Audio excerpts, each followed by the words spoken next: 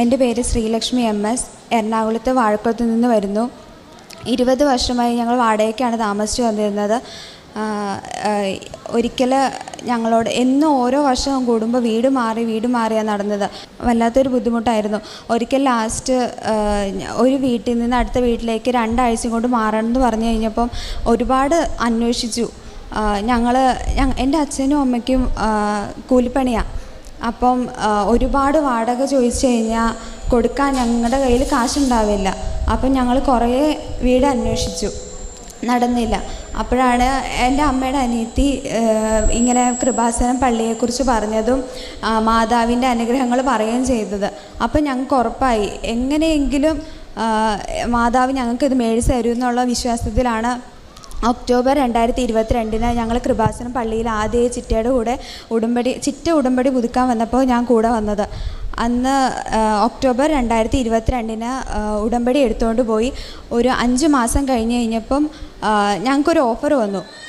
ഞങ്ങൾ നേരത്തെ താമസിച്ചുകൊണ്ടിരുന്ന വീട് തന്നെ മേടിക്കാൻ പറഞ്ഞ് ഹൗസ് ഓണർ ഞങ്ങളെ കോണ്ടാക്ട് ചെയ്തു. പക്ഷേ അന്നേരം റെഡി ക്യാഷ് കൊടുക്കാൻ ഞങ്ങളുടെ കാശുണ്ടായിരുന്നില്ല. 5 ലക്ഷം രൂപ പറഞ്ഞു. അപ്പോൾ എങ്ങനെ മേടിക്കുമെന്ന് പറഞ്ഞ് ഭയങ്കര ബുദ്ധിമുട്ടായിരുന്നു. അന്നേരം എന്നും മാതാവിനോട് പ്രാർത്ഥിച്ച് ഞങ്ങൾ എന്നും വൈകിട്ട് സന്ധ്യയ്ക്കും രാവിലെയും എഴുന്നേറ്റ് പ്രാർത്ഥിച്ച് ഒരുപാട് കരഞ്ഞ് പ്രാർത്ഥിച്ചിട്ട് വരെയുണ്ട്. ഒരു സ്വന്തമായിട്ടൊരു വീട് കയറി കിടക്കാൻ വേണ്ടി എന്നും വാടകയ്ക്ക് നടന്ന് മടുത്തു. അത് കഴിഞ്ഞ് ഒരിക്കൽ ഞങ്ങളോട് ആ ചേട്ടൻ ഇങ്ങനെ പറഞ്ഞു കഴിഞ്ഞപ്പോൾ ഞങ്ങൾ മേടിക്കാൻ തന്നെ വിചാരിച്ചത്. പക്ഷേ ക്യാഷായിട്ട് 5 ലക്ഷം ഒരുമിച്ച് തന്നെ കൊടുക്കണം എന്ന് പറഞ്ഞു കഴിഞ്ഞപ്പോൾ ഭയങ്കര ബുദ്ധിമുട്ടായിരുന്നു. എങ്ങനെ കൊടുക്കാൻ പറ്റുക, ഇതും മേടിക്കാൻ പറ്റില്ലല്ലോ എന്ന് പറഞ്ഞ് വിഷമിച്ചായിരുന്നേ. അത് കഴിഞ്ഞ് 2 ആഴ്ച കഴിഞ്ഞ് ഒരു ബ്രോക്കർ ചേട്ടനാണ് ഞങ്ങളോട് ഇത് പറഞ്ഞത്. ആ ബ്രോക്കറേട്ടൻ പറഞ്ഞു, ഓണർ പറഞ്ഞു, നിങ്ങൾക്ക് ബാങ്കിൽ ക്യാഷായിട്ട് ലോണായിട്ട് തരാം, ഓരോ മാസം അടച്ച് എങ്ങനെയെങ്കിലും തീർത്താൽ മതി, മേടിക്കാൻ താല്പര്യമുണ്ടോ എന്ന് ചോദിച്ചു. അങ്ങനെയാണ് ഞങ്ങൾ ഇത് മേടിക്കാൻ തന്നെ തീരുമാനിച്ചത്. 20 വർഷമായിട്ട് ഞങ്ങൾ വാടകയ്ക്ക് താമസിച്ചുകൊണ്ടിരുന്നത്. 20 വർഷവും ഞങ്ങൾ ഏതെങ്കിലും ഒരു സ്വന്തമായിട്ട് വീട് മേടിക്കാൻ ഒരുപാട് കഷ്ടപ്പെട്ടിട്ടുണ്ട്. പക്ഷെ എന്നിട്ടൊന്നും നടന്നിട്ടില്ല. എന്തെങ്കിലും കാശോ എല്ലാത്തിനും തടസ്സമേ വന്നിട്ടുള്ളൂ. അന്ന് ചിറ്റ പറഞ്ഞു കഴിഞ്ഞപ്പോൾ ഉറപ്പായിരുന്നു മാതാവ് ഞങ്ങൾക്ക് മേടിച്ച് തരുമെന്ന് 100% ഉറപ്പായിരുന്നു. ഒരുപാട് പ്രാർത്ഥിച്ചിട്ട് ഞങ്ങൾക്ക് നടത്തി തന്നത്. എൻ്റെ ഉടമ്പടിയിൽ ആദ്യത്തെ ഉടമ്പടി വെച്ചത് തന്നെ സ്വന്തമായിട്ടൊരു വീടായിരുന്നു. സ്വന്തം കൂട്ടുകാരികളൊക്കെ ഓരോരുത്തർ വീട്ടിൽ താമസിക്കുമ്പോൾ സ്വന്തം വീട്ടിൽ താമസിക്കുമ്പോൾ ഞാൻ ഓരോ വർഷം വേറെ വീട്ടിലേക്ക് പോകുമ്പോൾ അവരെന്നോട് ചോദിച്ചിട്ടുണ്ട്, നിനക്ക് എന്നാ സ്വന്തമായിട്ട് വീടില്ലേ, എന്തിനാ എപ്പോഴും മാറി നടക്കണേന്നൊക്കെ. അത് കേൾക്കുമ്പോൾ ആദ്യം കേൾക്കുമ്പോൾ എനിക്ക് കുഴപ്പമില്ലായിരുന്നു. ഡിഗ്രി ഒക്കെ പഠിച്ച സമയത്ത് ഭയങ്കര ഒരു വിഷമമായിരുന്നു അങ്ങനെ കേൾക്കുമ്പോൾ. അവർ തമാശയ്ക്ക് പറയണയാണെങ്കിലും അത് കേൾക്കുമ്പോൾ സ്വന്തമായിട്ടൊരു വീടില്ലല്ലോ എന്നുള്ള ഭയങ്കര ബുദ്ധിമുട്ടുണ്ടായിരുന്നു. അപ്പോൾ ഒരു വാടകയ്ക്ക് മാറാൻ പറഞ്ഞ് 2 ആഴ്ച സമയം തന്നു കഴിഞ്ഞപ്പം അച്ഛൻ അമ്മ ഒരുപാട് കഷ്ടപ്പെട്ടു ഒരു വീട് കണ്ടുപിടിക്കാൻ വേണ്ടിയിട്ട്.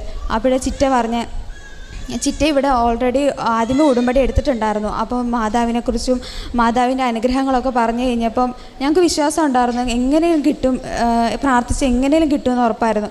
അത് കഴിഞ്ഞ് ഇവിടെ വന്നത്. അത് കഴിഞ്ഞ് വന്ന് ഞങ്ങൾക്ക് ആദ്യമേ ഞങ്ങളോട് പറഞ്ഞു കഴിഞ്ഞപ്പം റെഡി ക്യാഷ് കൊടുക്കാൻ ഞങ്ങളുടെ കയ്യിൽ ഇല്ലായിരുന്നു. അത്രയ്ക്കും സാമ്പത്തികമുള്ളൊരു വീട്ടിലല്ലാത്തതുകൊണ്ട് ഒരുമിച്ച് കൊടുക്കാൻ പറ്റില്ല. സ്വർണ്ണം വിറ്റാലും ഞങ്ങളെക്കൊണ്ട് സാധിക്കില്ലായിരുന്നു. എന്നിട്ട് ആ ചേട്ടൻ ബ്രോക്കറായിട്ട് ഞങ്ങളോട് പറഞ്ഞ് ബാങ്കിൽ ലോണായിട്ട് തരാം, ഇൻസ്റ്റാൾമെൻറ്റ് മാസം അടച്ച് എങ്ങനെയും തീർത്താൽ മതിയെന്ന് പറഞ്ഞു. അപ്പം അങ്ങനെ ഞങ്ങൾ ഉടമ്പടി എടുത്ത് 8 മാസത്തിന് ശേഷം വീട് ഞങ്ങൾ മേടിച്ചു. വീടൊന്ന് പുതുക്കി പണിത് ഞങ്ങൾ താമസിക്കും. ഇപ്പോഴും അവിടെ തന്നെ താമസിക്കുന്നത്. എനിക്ക് 100% ഉറപ്പാണ് മാതാവിൻ്റെ അനുഗ്രഹം തന്നെയാണ്. 20 വർഷമായിട്ട് ഇതുവരെ നടക്കാത്തൊരു കാര്യം.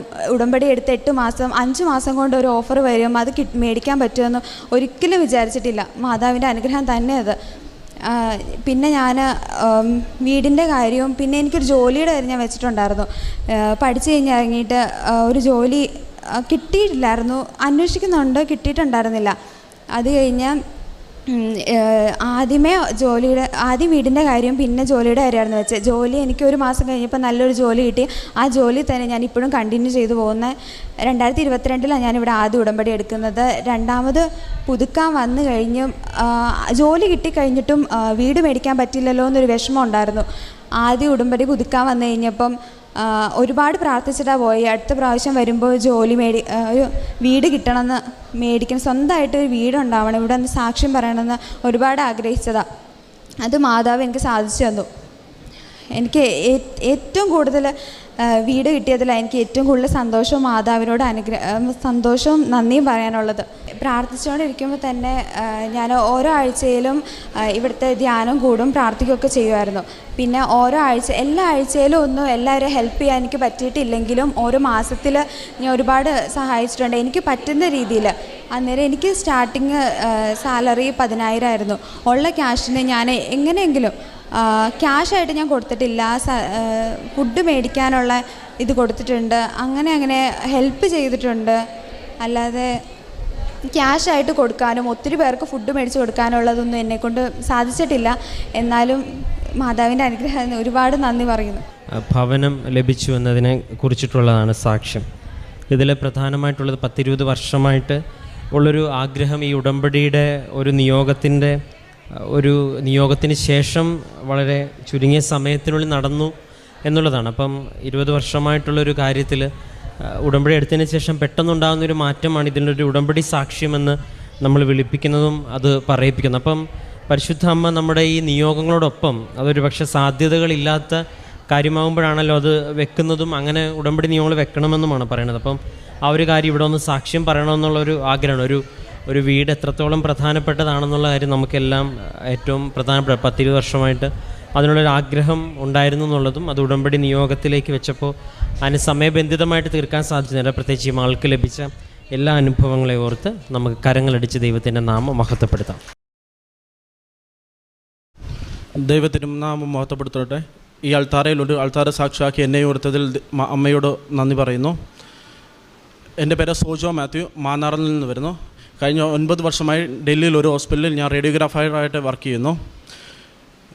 ഈ ഉടമ്പടിയിലേക്ക് എനിക്ക് വരാൻ സാധിച്ചത്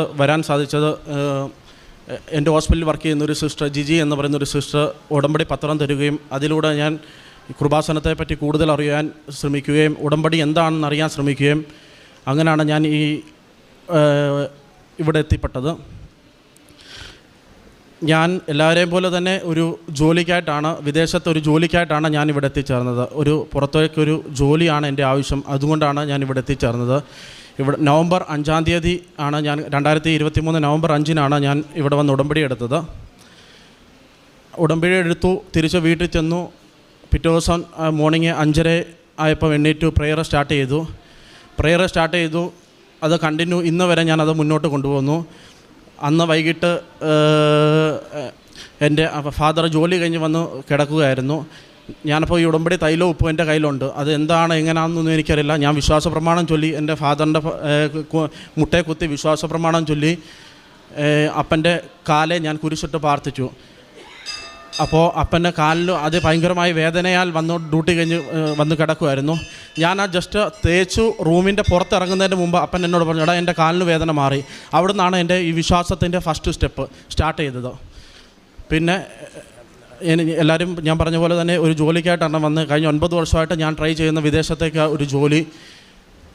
അത് എനിക്ക് ഈ ഉടമ്പടി എടുത്തു 3 മാസത്തിൻ്റെ അകത്താണ് എൻ്റെ എല്ലാ കാര്യങ്ങളും പ്രോസസ്സും നടന്നത്.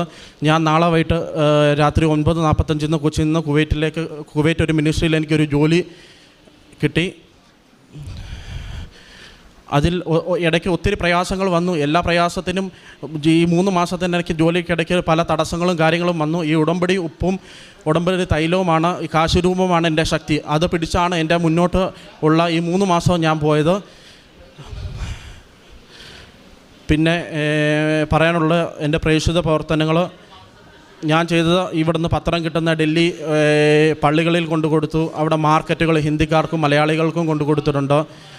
അവിടെ ഒരു ഓർഫണേജ് 65 പേര് അടങ്ങുന്ന ഒരു അന്തേവാസികളുള്ള ഓർഫണേജ് ഫുഡ് കൊടുക്കാൻ സാധിച്ചു. പണ്ട് ഞാനിങ്ങനെയൊന്നും ചെയ്യത്തില്ലായിരുന്നു. ഇവിടെ വന്ന് ഉടമ്പടി എടുത്ത് ആദ്യമായിട്ട് എനിക്ക് ഒത്തിരി വളരുവാൻ സാധിച്ചു. അതാണ് ഏറ്റവും വലിയ എൻ്റെ സന്തോഷം. ഞാൻ അങ്ങനെ പള്ളിയിൽ വല്ലപ്പോഴും ഒക്കെ പള്ളിയിൽ പോവും. കുമ്പസാരം എന്ന് വെച്ചാൽ ഞാൻ ഈ ഉടമ്പടി എടുക്കുന്നതിൻ്റെ മുമ്പ് വന്നു 4 വർഷം കഴിഞ്ഞ 4 വർഷത്തിന് ശേഷം ആദ്യമായിട്ട് ഇവിടെ വന്ന് കുമ്പസാരിച്ചത്.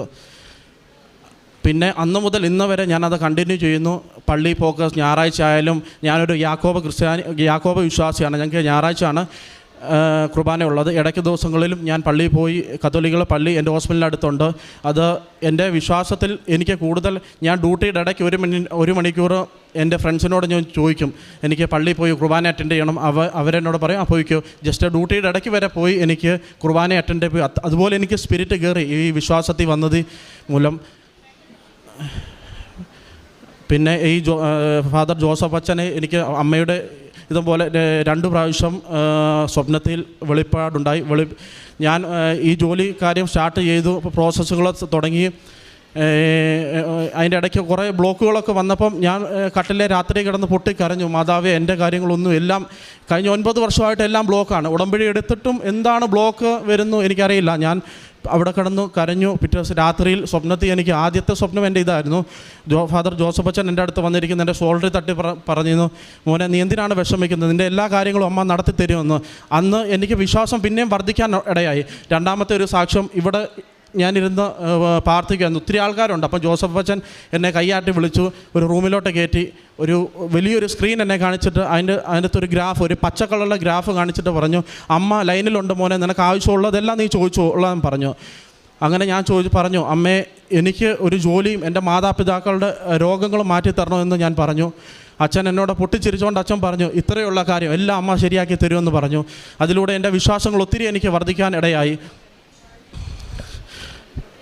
പിന്നെ അത് കഴിഞ്ഞ് എൻ്റെ അമ്മച്ചി വയ്യാതെ 2 വർഷമായിട്ട് കിടപ്പിലായിരുന്നു, ബെഡ് സോറായിട്ട്.